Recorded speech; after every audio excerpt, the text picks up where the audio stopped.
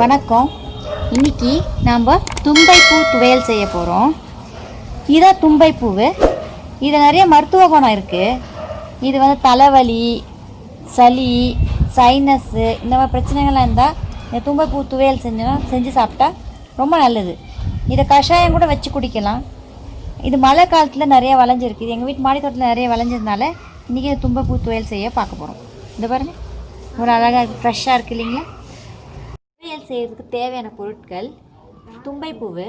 எங்களுக்கு இன்றைக்கி ஒரு கைப்பிடி கிடச்சிது தோட்டத்தில், அதனால் ஒரு கைப்பிடி தும்பை பூவு, ஒரு 10 பூண்டு பல், சிறிய துண்டு இஞ்சி நறுக்குனது, சீரகம் கொஞ்சோண்டு, கொஞ்சம் மிளகு, தேங்காய் துருவினது ஒரு கைப்பிடி, கருப்பு உளுந்து ஒரு கைப்பிடி, எண்ணெய் நல்லெண்ணெய் ஒரு டேபிள் ஸ்பூனு, கல்லுப்பு தேவைக்கேற்ப. துவையல் எப்படி செய்யறதுன்னு பார்க்கலாம். முதல்ல அடுப்பு பற்ற வச்சுட்டு மண் சட்டி வச்சிடலாம். மண் சட்டி நல்லா காயணும். இப்போ நல்லா மண் சட்டி காஞ்சிச்சு. நான் ஒரு டேபிள் ஸ்பூன் நல்லெண்ணெய் எடுத்துக்கிறேன். நல்லெண்ணெய் நல்லா காயணும்.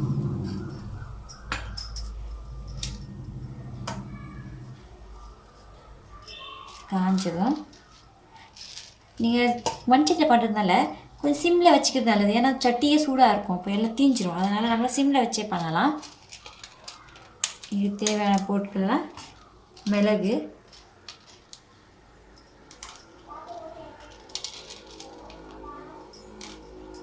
சீரகம்,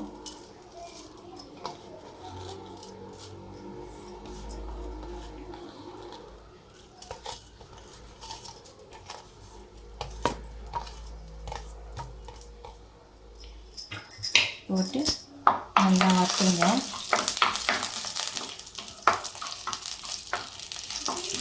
நல்லா வறுபட்டதும்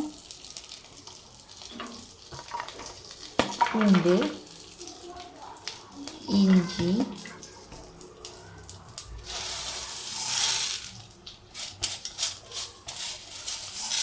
கருப்பு உளுந்து இதையெல்லாம் போட்டு ஒன்றா வறுத்துக்கலாம்.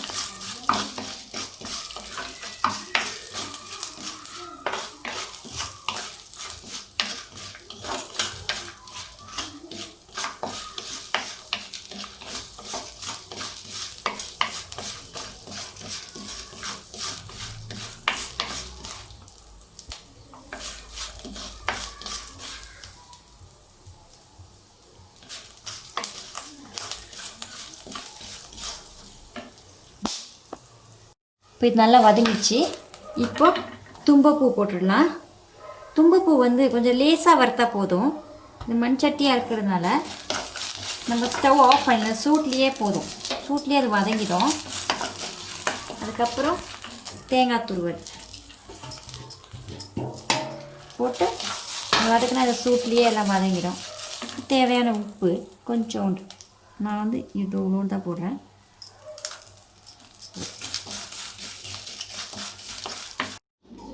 இப்போ ஆறிய பின் இதை வந்து ஒரு மிக்ஸி ஜாரில் போட்டு கொஞ்சம் லைட்டாக தண்ணியை ஊற்றி அரைச்சி எடுத்துக்கலாம்.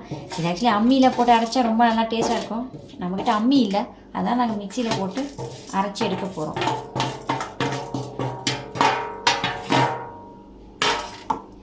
அரைச்சாச்சு. இதை பண்ண தும்பை பூ துவையல் ரெடி.